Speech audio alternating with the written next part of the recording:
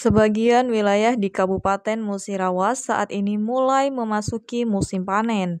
Berbeda dari musim-musim sebelumnya, tahun ini para petani khususnya di Desa Wonokerto lebih memilih untuk menjual hasil panennya dalam bentuk gabah daripada beras.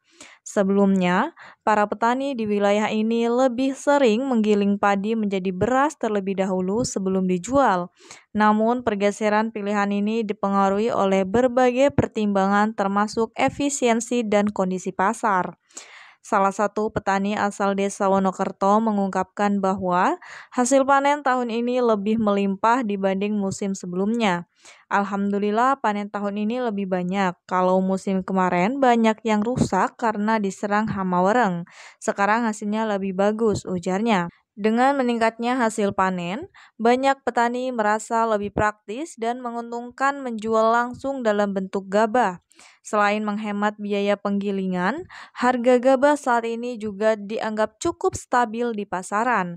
Musim panen yang menggembirakan ini menjadi harapan baru bagi para petani untuk terus meningkatkan hasil pertanian mereka di musim-musim mendatang.